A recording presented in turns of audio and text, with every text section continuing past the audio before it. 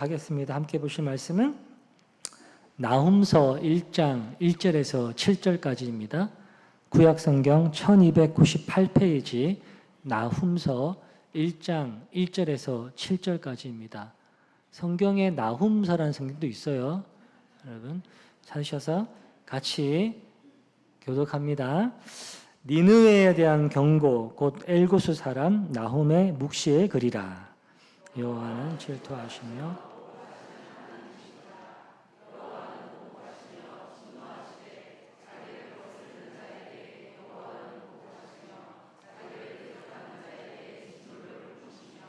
여호와는 노하기를 더디하시며 권능이 크시며 벌받을 자를 결코 내버려 두지 아니하시느니라. 여호와의 길은 회오리 바람과 광풍에 있고 구름은 그의 발에 티끌이로다.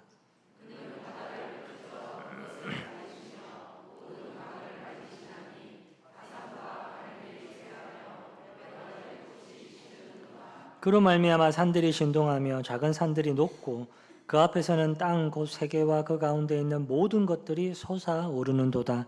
누가 능히 그의 분노 앞에 서며 누가 능히 그의 진노를 감당하며 그의 진노가 불처럼 쏟아지니 그로 말미암아 바위들이 깨지는도다. 같이요 여호와는 선하시며 환난 날에 산성이시라. 그는 자기에게 피하는 자들을 아시느니라. 아멘. 진노의 하나님이 어떻게 위로가 됩니까? 라는 제목으로 같이 주의 말씀을 나누겠습니다. 하나님의 위로에 대해서 우리가 계속해서 말씀을 나누고 있죠. 어떨 때 가장 위로가 필요할까? 각각 제각기 조금씩은 다르겠지만 그러나 공통적으로 보면 아플 때라든지 혹은 힘든 일을 겪었을 때 그때 위로를 받고 싶죠. 근데 또한 더불어서 어쩌면 견디기 어려운 것은 내가 억울한 일을 당했을 때가 아닐까 싶어요. 억울함은 사람의 마음을 좀 오래 붙드는 것 같아요. 상처는 그래도 시간이 좀 지나면 아물기도 하는데 억울한 마음은 쉽게 사라지지 않고요. 계속 내 마음에 남아있는 거예요. 아니 왜 저 사람은 아무렇지 않지? 왜 저 사람에게는 아무 일도 일어나지 않지? 왜 나만 이렇게 힘들어야 되지? 왜 내가 이렇게 고통스러워야 되지? 라고 하는 이런 질문은 상당히 나를 아주 지치게 만들거든요. 힘들게 만들거든요. 근데 이런 질문은 우리만의 질문이 아닙니다. 오늘 우리가 나누게 될 나훔서를 처음 듣게 되는 그 유다 백성들도 똑같은 질문을 했거든요. 이 당시 세계를 지배하던 나라는 아수르였습니다. 아수르는 아주 강한 나라였어요. 강한 만큼 착하면 좋은데 안 그랬어요. 아주 잔인했습니다. 잔인한 나라예요. 그 아수르에 의해서 북이스라엘도 멸망을 당했고요. 유다도 계속해서 그 아수르 때문에 위협을 당하고 두려움을 당했습니다. 아수르가 무서웠어요. 그래서 유다 백성들의 눈에는 이건 시간 문제일 뿐이지 우리도 언젠가는 저 아수르에게 당할 거야 라고 하는 그런 두려움이 휘몰아칠 때 그때 하나님께서 나훔이라는 선지자를 보내신 거거든요. 근데 이 나훔이라는 선지자의 이름의 뜻이 위로자예요. 그러니까 하나님께서 위로자를 유다 백성들에게 보내신 거죠. 그러면은 우리가 좀 이제 기대하던데 하나님의 위로의 메시지가 괜찮아, 앞으로 잘 될 거야, 이런 메시지가 들려올 것 같은데 오늘 나훔서를 보니까 그렇지가 않더라는 거죠. 나훔서는 하나님이 어떤 분이신지를 먼저 얘기하는데 일반적으로 우리가 흔히 익히 들어서 알고 있는 그 하나님이 아닌 다른 부분을 설명하고 있거든요. 하나님이 어떤 분이신지. 저는 이게 굉장히 중요한 대목이라고 생각합니다. 우리가 말씀을 나눔에 있어서 계속해서 하나님의 위로에 대한 말씀 같은 맥락에 있다고 보는데 여러분 참된 위로라는 것은 뭔가 상황이 바뀌어졌기 때문에 우리가 위로를 받는 건 아니거든요. 정말 우리가 위로를 받는다라는 것은 내가 신앙하고 있는 대상, 그 하나님에 대해서 분명히 알기 때문이거든요. 알기 때문에. 그러니까 이 안다라는 것은 여러분 어떤 의미를 가지고 있겠습니까? 내가 어떤 것에 대해서 안다라는 것은 그 알므로 인해서 내가 영향을 받는다는 거거든요. 알기 때문에. 내가 하나님을 안다라는 것은 그 하나님으로부터 내가 영향을 받고 있다는 거예요. 그러니까 내 가치가, 내 세계관이 하나님과 상관없이 살았는데 내가 하나님을 알게 돼요. 알게 되면서부터 내 가치와 내 세계관이 이대로 가면 안 되겠네? 이건 아니네? 영향을 받는 거죠. 영향을. 그래서 그 알을 통해서 하나님이 원하시는 모습으로 하나씩 빚어지는 거죠. 우리가 지난 5주 동안 이제 하나님의 위로에 대해서 말씀을 나누었습니다. 하나님은 광야 한복판, 아무도 모르는 그곳으로 하나님 찾아오시죠. 그리고 깨지고 상한 마음을 가까이 하시고요. 우리의 이름 석자를 당신의 손바닥에 새기셨다라고 말씀하십니다. 죽을 것 같은 그런 고통 속에서도 하나님의 위로 자체가 되셔서 함께 하신다고. 어느 누구도 우리를 그리스도의 사랑에서 끊어낼 수 없다라고 놀라운 선언을 하셨습니다. 아주 따뜻하고 다정한 위로의 말씀이 우리 가운데 들려졌죠. 근데 오늘 본문은 내가 생각하는 위로와는 좀 거리가 먼 것 같아요. 나훔이 위로자라고 하는데 오늘 우리가 읽은 본문의 거의 대부분은 진노하시고 보복하시고 질투하시고 분노하시고 이런 내용들이 쭉 이어지는 거죠. 그런 생각이 드는 거예요. 아니 어떻게 진노하시는 하나님이 우리의 위로가 될 수 있을까? 이 보복하시고 분노하시는 하나님께 무슨 위로를 찾을 수 있을까? 근데 여기에 나훔서가 말하고자 하는 복음이 담겨 있습니다.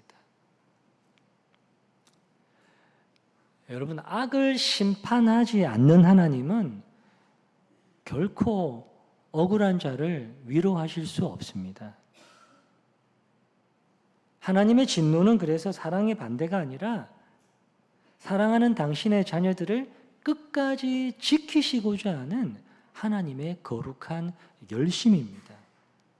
오늘 말씀을 듣고 난 이후에 저도 여러분들도 이런 마음이 생기기를 원하는데요. 바로 이런 하나님이 계시기 때문에 내가 위로를 받을 수 있구나. 이런 하나님이 계시기 때문에 내가 억울함을 풀어낼 수 있겠구나. 이런 하나님이 계시기 때문에 눈에 보이는 세상의 악이 결코 승리할 수 없구나. 라고 하는 그런 확신을 가지고 다시 삶의 자리로 흩어져가는 우리가 되었으면 좋겠습니다. 먼저 1절을 보시면 니느웨에 대한 경고라고 하네요. 니느웨. 이 예언은 니느웨를 향한 말씀입니다. 앞서도 나눴지만 니느웨는 당시 최강대국이었던 아수르의 수도입니다. 아수르의 수도. 강하기만 한 게 아니라 잔인한 나라죠. 그래서 몸이 좀 튼튼해 보이는 사람들은 다 붙잡아 포로로 끌려갔고 그렇지 않은 사람들은 다 그냥 사람들의 가죽을 벗기고 산채로 말뚝에 깨고 아주 잔인했습니다. 그런 얘기들이 고대 근동에 다 퍼져나간 거죠. 특별히 사마리아 지역에는 아수르 사람들을 이주시켜서 이스라엘 백성들이 가지고 있는 여호와 신에 대한 그런 부분들을 다 무너뜨리고 완전히 혼합시켜서 정체성을 말살시켜 버렸습니다.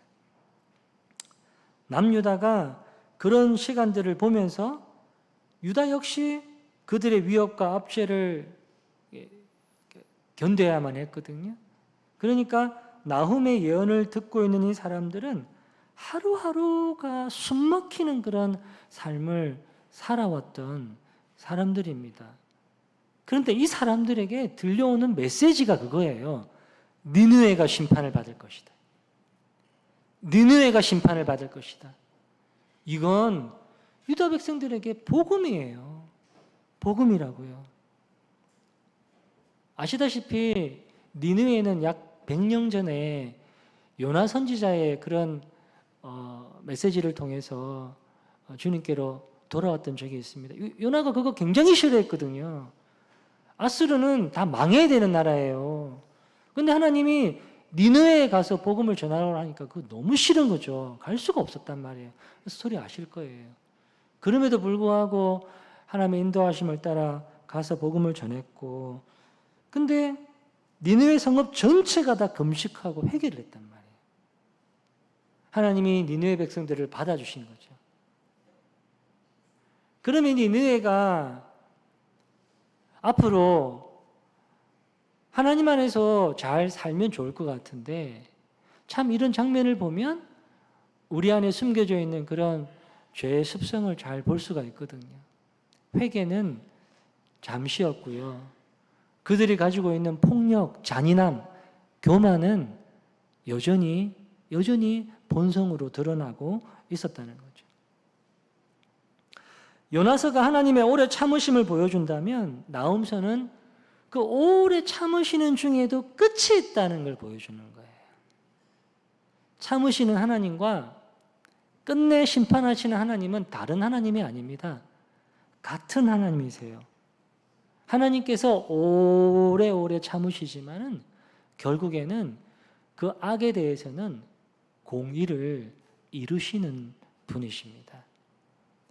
나홈이 소개하는 하나님이 어떤 분이신가? 2절의 말씀을 보니까 여호와는 질투하시며 보복하시는 하나님이시라. 여호와는 보복하시며 진노하시되 자기를 거스르는 자에게 여호와는 보복하시며 자기를 대적하는 자에게 진노를 품으시며. 그러니까 이걸 나홈이 이스라엘 유다 백성들에게 알기를 원한다는 거예요. 하나님이 어떤 분이시냐라는 거죠. 진노하시고 질투하시고 보복하시고 분노하시는 하나님이시다라는 거예요. 다만 이 하나님에 대해서 유다 백성들이 오해하지 않기를, 왜 이 진노와 이 분노와 이 보복이 유다를 향한 것이 아니라 아수르를 향한 것이기 때문이죠. 대체적으로 이 단어들은 되게 부정적인 단어들입니다. 파괴적인 단어들이죠. 사람들 앞에 잘 쓰지 않는 단어. 쓰면 좀 안 좋은 거죠. 성경에 나오는 그런 부분들이 사람들한테 이 내용들이 쓰여졌을 때에는 결코 좋지 않은 내용들입니다. 그러나 하나님 앞에 이 단어들이 붙을 때에는 우리가 가지고 있는 그런 일반적인 생각을 뛰어넘는 거예요. 예를 들어서 그런 거죠. 사랑하는 아내가 누군가에게 괴롭힘을 당하고 있어요. 만약에 그러면 그걸 그냥 보고만 있을 남편이 있겠습니까? 아무리 막 우락부락하고 막 이런 사람이 막 아내 보고 뭐라 하더라도 그냥 가만히 지나가겠습니까? 예, 눈에 불을 켜고 덤벼들죠. 어떻게 안 그러실 거예요? 예, 우리 그런단 말이죠. 근데 그건 감정적인 안갚음이에요. 내가 감정이 막 이런 게 아니고 사랑하기 때문에 터져나오는 그런 당연한 분노예요. 하나님이 이스라엘을 짓밟는 아수르를 향해서도 진노하시는 이유가 바로 여기 있거든요. 당신의 자녀를 너무 사랑하셨기 때문에. 택한 자녀들이 그 아수르라는 악에 의해서 오랫동안 위협과 압제를 받고 있었기 때문에 그 악을 마침내 심판하시는 하나님의 하나님의 공의로운 재판의 과정이 바로 하나님 앞에 놓여져 있는 이 보복이라는 것입니다. 여러분, 우리가 억울한 일을 종종 당할 때가 있을까요? 억울한 일을 당할 때 가장 힘든 게 뭘까요? 대체적으로 보면은 억울한 일 그 자체, 물론 그것도 힘듭니다만은 그 자체라기보다는 아무도 이 사실을 잘 모른다는 거거든요. 내 억울함을 모른다는 거예요. 누구도 내 편이 되어주지 않는다는 거예요. 그게 사람 미치는 거예요. 난 너무 억울한데, 난 너무 분한데 아무도 나를 몰라주는 거예요. 내 억울함을. 어느 누구도 내 편이 되어주지 않는 거예요. 지독한 외로움이죠. 굉장히 힘든 거거든요. 하지만 그때 성도는 내 억울함을 몰라주기 때문에 내 억울함을 찾아줄 사람을 찾아내는 것이 아니고 하나님을 볼 수 있어야 되는 거죠. 하나님은 억울함을 아시니까요. 하나님은 니느웨가 가지고 있는 잔인함을 아세요. 그리고 그 니느웨 앞에 신음당하고 있는 유다 백성들의 고통도 다 보고 계세요. 마찬가지 오늘 여러분의 억울함을 하나도 놓치지 않고 다 보고 계십니다. 사랑하시기 때문에 하나님은 내 자녀를 아프게 하는 악을 그냥 지나치지 못합니다. 만약에 하나님이 불의를 보시고도 그냥 지나치는 분이라면은 우리는 그런 하나님 안에서 결코 위로를 기대할 수가 없어요. 만약에 하나님이 악함을 그대로 내버려두고 방관하고 계신다면 우리가 신앙하고 있는 하나님에 대해서 회의가 드는 건 사실입니다. 근데 성경 어디에도 하나님은 그 악에 대해서, 죄에 대해서 그냥 내버려 두시는 하나님이라고 표현하신 한 군데도 없습니다. 그렇다면 분명하죠. 이 위로가 어디서부터 시작되느냐? 하나님이 나를 사랑하신다는 사실, 그리고 그 사랑 때문에 나를 괴롭히는 그 악을 결코 그냥 내버려 두지 않는다라고 하는 믿음에서 비롯됩니다. 하나님께서 내 아픔을 다 보시고 갚아주시는구나. 하나님이 내 억울한 사정을 다 아시고 끝내는 갚아주시는구나. 그러니 내가 직접 그 원수를 갚으려고 억울함을 풀려고 내가 피눈물을 흘리지 않아도 되겠구나 라고 하는 이 믿음이 저와 여러분에게 위로가 되는 것입니다. 바울도 로마서 12장 19절에서 말합니다. 내 사랑하는 자들아 너희가 친히 원수를 갚지 말고 하나님의 진노하심에 맡기라. 기록되었으되 원수 갚는 것이 내게 있으니 내가 갚으리라고 주께서 말씀하시느니라. 하나님의 진노하심에 맡기라.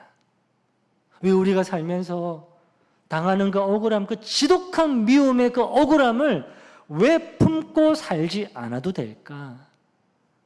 공의로운 재판장 하나님이 대신 갚아주신다니까요. 왜 우리가 스스로 보복하지 않아도 되느냐? 나보다 훨씬 전능하시고 강하신 하나님께서 대신 갚아주신다고 하시니까. 대신에 하나님의 시간과 내 시간이 다르다는 것은 여전히 우리로 하여금 힘들게 하긴 합니다. 하나님의 때와 내 때가 다르기 때문에 그래서 성도에게 필요한 것이 하나님의 인도하심 앞에 잠잠히 기다릴 수 있는 믿음의 용기인 것 같습니다. 저와 여러분들이 걸어가는 그 인생길에서 이제 내 손에 들고 있는 그 칼을 내려놓으셔도 되지 않을까? 이제 그만 내려놓으셔도 되지 않을까? 왜 무거운 그 칼을 들고 내가 휘둘러 가지고 내가 이 일을 내가 꼭 해야 되겠다라고 이제 그만해도 되지 않을까?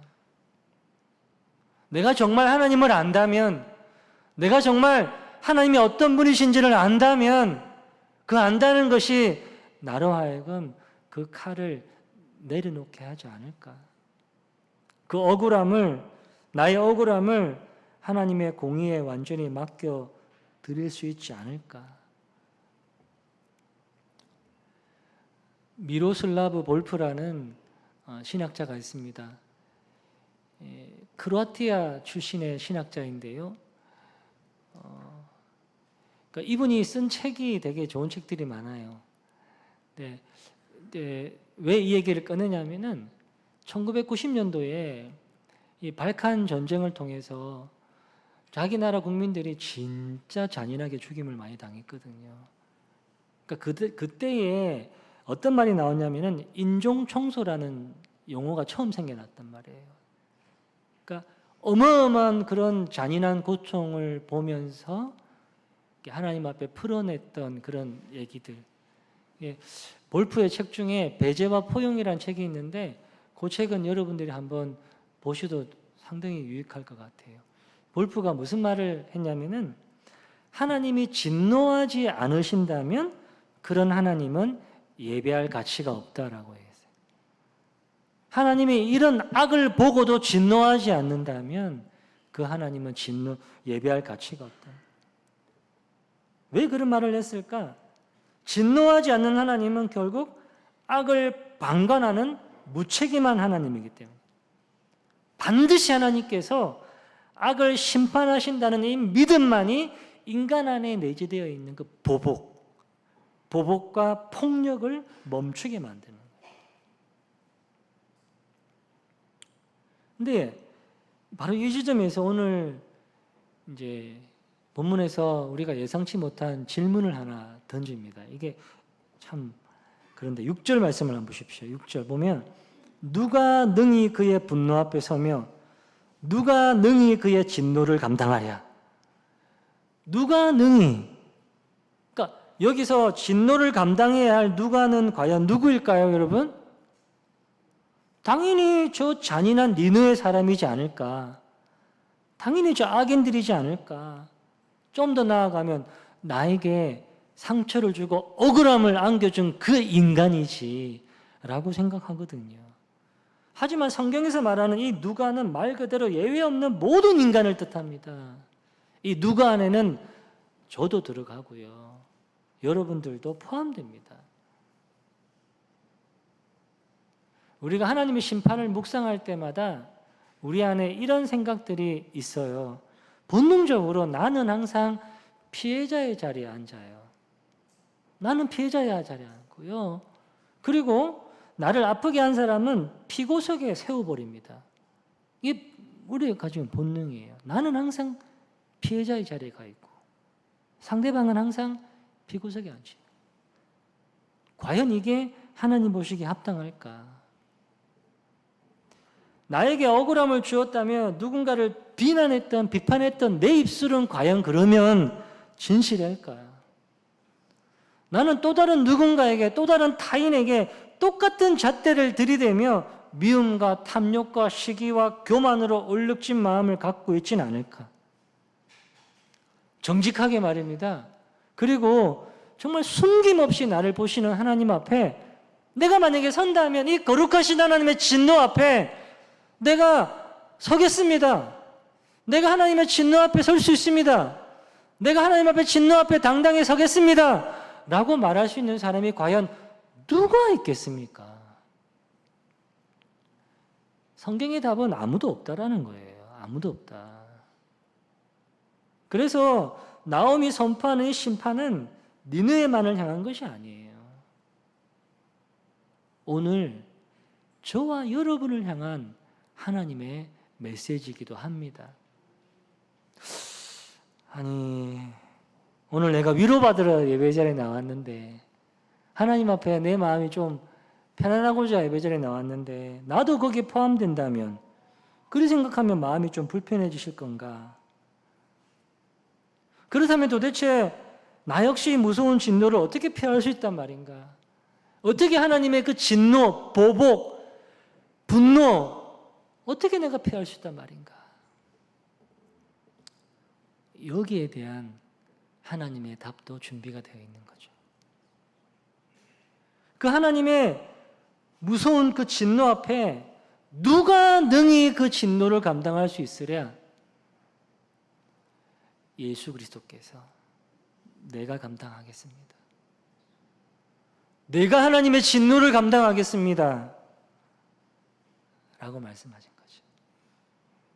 겟세마네 동산의 기도를 아실 것입니다. 내 아버지여, 만일 할만하시거든 이 잔을 내게서 지나가게 하옵소서.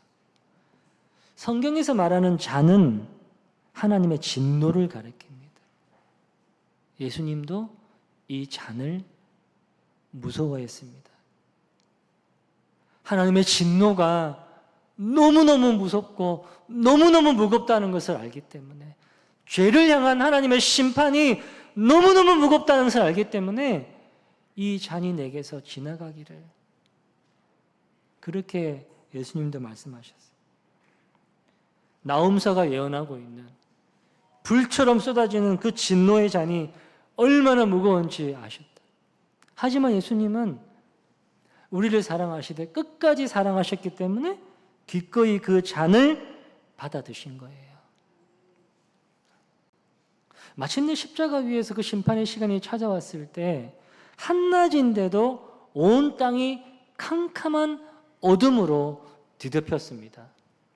이건 단순히 자연현상이 아닙니다. 죄를 향한 하나님의 무서운 심판이 예수님 위에 쏟아지는 순간이었어요.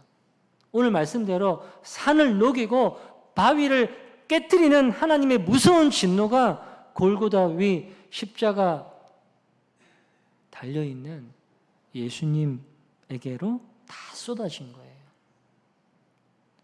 누가 능히 그의 진노를 감당하랴? 라는 질문에 예수님은 온몸으로 답하신 거예요. 내가 하나님의 진노 앞에 서겠습니다. 내가 하나님의 진노를 감당하겠습니다. 하나님은 우리의 죄를 단 한 번도 없던 일로 대충 뭉개고 넘어가신 적이 없습니다, 여러분. 오해하시면 안 돼요. 죄의 값을 반드시 그리고 처절하게 물으셨단 말이에요. 다만 그 죄책과 진노의 잔을 죄인인 우리에게 돌리지 아니하시고 독생자 예수 그리스도에게 전부 쏟아 부으셨을 뿐입니다. 그 십자가가 있었기 때문에 내 손에 칼을 쥐지 않고서도 내 마음에 평생 억울한 미움을 품고 살지 않고도 되는 그런 평안이, 그런 위로가 나에게 주어진 것입니다. 이 놀라운 십자가의 은혜가 오늘 억울함의 소가리를 하는 여러분의 마음에 위로하시기를 간절히 소원합니다. 여러분, 그래서 성도들에게는 예수 그리스도가 필요한 거예요. 예수님을 만나셔야 되는 거예요. 맨날 아이들에게 첫날 만날 애들 보고 예수님 만나라 그러지 말고 내가 만나야죠. 내가 먼저 예수 그리스도를 인격적으로 만나야죠. 그분이 나에게 하신 일들을 내가 먼저 알아야죠. 내가 알아야지만 누군가에게 얘기할 수 있는 거거든요. 내가 만나야지. 내가 그분의 음성을 들어야지. 십자가의 그 사건이 나의 사건임을 처절하게 깨달아져야지만 나를 향하신 하나님의 진노가 얼마나 무거웠는지를 알게 되죠. 그리고 하나님의 사랑이 얼마나 위대한지도 동시에 깨닫게 되는 거죠. 성도에게 예수 그리스도는 반드시 경험되어야 되는 사건인 거예요. 1장 3절은 더 분명히 말합니다. 여호와는 노하기를 더디하시며 권능이 크시며 벌받을 자를 결코 내버려 두지 아니하신다. 그래서 복음의 용서는 그 죄가 별것 아니었어요. 그게 아닙니다. 그 죄가 너무나도 무거웠기 때문에 하나님의 아들의 생명으로만 갚을 수 있었던 거예요. 그게 복음의 용서입니다. 십자가를 볼 때마다 하나님의 진노가, 죄인을 향하신 하나님의 진노가 얼마나 무서운지, 또한 동시에 하나님의 사랑이 얼마나 크고 위대한지 그걸 우리가 봐야 되는 것입니다. 나홈서 1장이 말하고 있는 하나님의 진노, 보복, 질투, 분노, 이건 다 나를 향한 거예요. 1차적으로 다 나를 향한. 그 심판 아래 서야 될 사람이 바로 나였습니다. 근데 예수님께서 대신 그 자리에 서 주셨어요. 제가 받아야 될 그 진노를 예수님이 다 받으신 거예요. 그래서 이제 더 이상 나는 그 심판 때문에, 그 진노 때문에 무서워서, 두려워서 하나님 앞에 숨어 들어가는 게 아니라 당당하게 하나님 품에 안기는 거죠. 네, 당당하게 안기는 거죠. 여전히 내 모습은 불완전해요. 여전히 부끄러운 모습들이 많아요. 그래도 하나님 품에 아빠라고 부르면 안길 수 있는 거예요. 예. 그래도 내가 하나님 품에 안기고 싶은 거죠. 하나님을 아니까요. 우리 애들이 엄마 품에 아빠 품에 파고드는 이유가 뭐겠습니까? 알기 때문에요. 우리 교회 애들이 제 품에는 안 안깁니다. 알거든요, 저 인간을. 엄마 아빠 품에는 안겨요. 안다고요. 엄마 아빠가 누군지를. 하나님이 알기 때문에 하나님 품에 안기는 거예요. 이것이 진노의 하나님이 어떻게 우리의 가장 큰 위로가 되시는지에 대한 복음의 대답입니다. 그리고 이제 7절, 이 한 절 안에 하나님이 주시는 놀라운 위로가 담겨 있어요. 보시면 여호와는 선하시며 환난 날에 산성이시라. 그는 자기에게 피하는 자들을 아시느니라. 하나님의 능력, 하나님의 성품이 누구에게는 심판이 되지만 또 누구에게는 피난처가 되시는 거예요. 문제는 그 하나님 앞에 서 있는 사람이 누구냐라는 거죠. 아수르는 하나님 앞에 심판을 받는 그런 대상으로 섰어요. 하지만 유다는 하나님의 택하신 자녀로서 섰어요. 그래서 유다에게 하나님은 산성이 되셨습니다. 산성. 또 다른 말로 피난처라고 합니다. 산성은 당시 사람들에게 가장 안전한 피난처였습니다. 전쟁이 일어나면은 곧장 산성 안으로 뛰어들어가야 돼요. 들어가야지만 잠시 안에서 준비하고 다시 뛰쳐나갈 수 있는 그런 힘을 길러낼 수 있으니까 산성이 반드시 필요합니다. 아무리 적들이 공격해도 일단은 산성 안에 들어가 있으면은 안전할 수 있단 말이에요. 저와 여러분의 산성은 어디입니까? 저와 여러분들이 정말 진실되게 고백할 수 있는 산성이 어디입니까? 돈은 아니지요. 사람 아니지요. 아닙니다. 우리에게 산성은 하나님이세요. 하나님이세요. 우리가 하나님의 위로를 계속 나눌 때에 몇 번씩 나누었던 부분이기도 하지만 우리가 의지하고 있는 그 대상이 정말 끊어져야지만 그 자리에 진짜 하나님을 만날 수가 있습니다. 참 신기해요. 세상이 흔들리면은 세상을 붙잡으려고 그래. 사람이 흔들리면은 사람을 붙잡으려고 그래. 참 신기하죠. 돈이 흔들리면은 돈을 붙잡으려고 그래요. 참 신기하죠. 무엇이 내 눈앞에 흔들리든지 간에 하나님을 붙잡을 수 있어요. 하나님께로 피할 수 있어야 되는 거죠. 하나님께 피하는 사람은 그래서 궁극적으로 절대로 무너지지 않습니다. 내가 강해서가 아니에요. 내가 믿음이 좋아서도 아닙니다. 내가 다른 사람들보다 좀 더 선하게 살았기 때문도 아닙니다. 내가 무너지지 않는 이유는 하나님이 나의 산성이 되어주시기 때문입니다. 그래서 위로자 나홈이 진노 끝에 말하는 거예요. 여호와는 선하시며 환난 날에 산성이시라. 그는 자기에게 피하는 자를 아시느니라. 자기에게 피하는 자를 아신다. 하나님이 우리를 향해서 아신다라고 할 때는 우리가 가지고 있는 정보에 대해서 아신다는 게 아닙니다. 성경에서 우리를 안다라고 하는 것은 먼저는 사랑으로 아는 거고요. 관계로 아는 것이고요. 그 사람을 외면하지 않고 끝까지 돌보신다는 언약, 그 언약적인 관계 안에서 아신다는 뜻입니다. 하나님 말씀하시는 거예요. 자기에게 피하는 자들을 아신다. 자기에게 피하는 자들을 아신다. 하나님께 피하는 자들이 누굴까요, 여러분? 어떤 사람이 피하겠습니까? 하나님을 의지하는 사람입니다. 하나님을 신뢰하는 사람이에요. 내가 신앙하고 있는 믿음 가지고 있는 그 대상인 하나님을 절대적으로 의지하고 신뢰하는 사람이에요.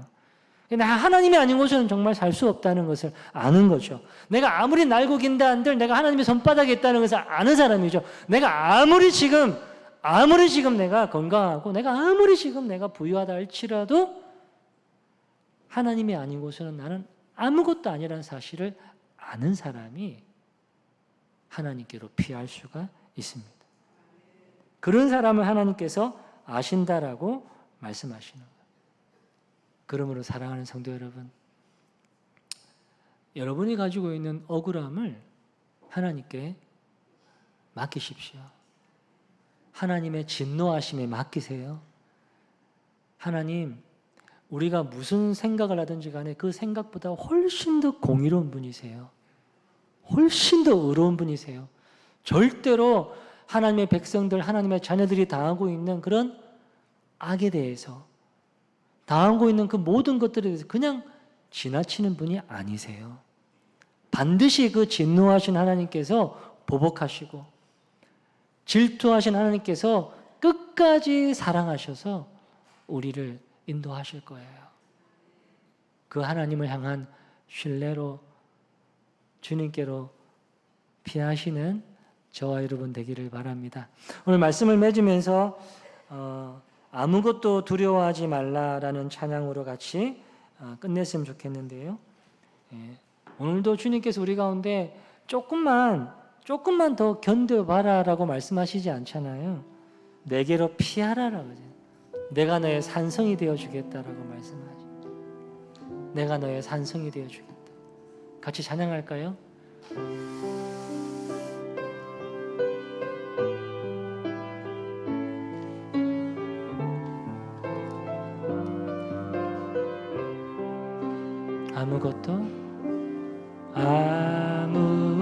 아무것도 두려워 말라. 주 나의 하나님이 지켜주시네. 놀라지 마라, 겁내지 마라. 주님 나를 지켜주시네. 한 번 더 부르겠습니다. 아무것도 두려워 말라. 아무것도 두려워 말라. 주 나의 하나님이 지켜주시네. 놀라지 마라, 겁내지 마라. 주님 나를 지켜주시네. 내 맘이 힘에 겨워 지칠지라도 주님 나를 지켜주시네. 세상의 험한 풍파 몰아칠 때도 주님 나를 지켜주시네. 주님은 나의 산성, 주님은 나의 요, 주님은 나의 소망, 나의 힘이 되신 여. 내 맘에 힘에 겨워 지칠지라도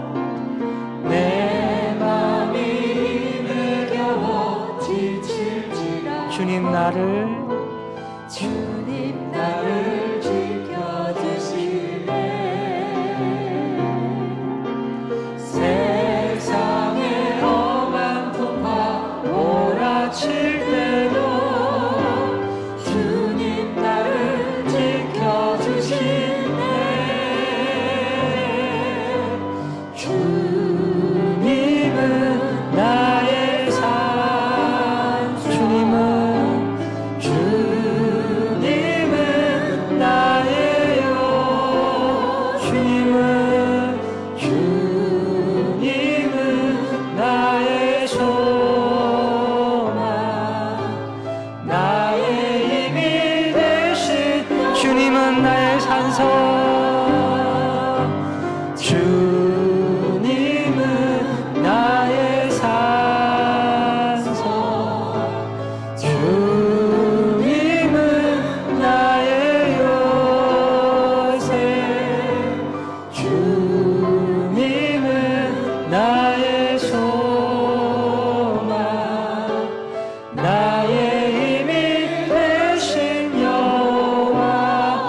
말씀을 생각하면서 같이 한번 합심하여 기도하며 나아갑니다. 하나님 아버지 고맙고 감사합니다. 주님, 내가 주님의 은혜를 알기에, 내가 하나님을 알기에 아버지 하나님 오직 주님 앞에 서기를, 주님이 나의 산성이 되시니 주님이 선하시며 환난 날에 나의 산성이심을 알기에 내가 하나님께로 피합니다. 주님, 이런 나를 아시고 주님께서 아버지 하나님 오지어 나에 있는 이 억울함을 갚아주시고 하나님의 진노하심으로 말미암아 하나님 아버지 모든 악을 제하시고 아버지 하나님 오지어 우리로 하여금 하나님의 은혜 가운데 아버지 하나님 오지의 평안한 길을 걸어갈 수 있도록 우리를 주장하여 주시옵소서. 주여 아버지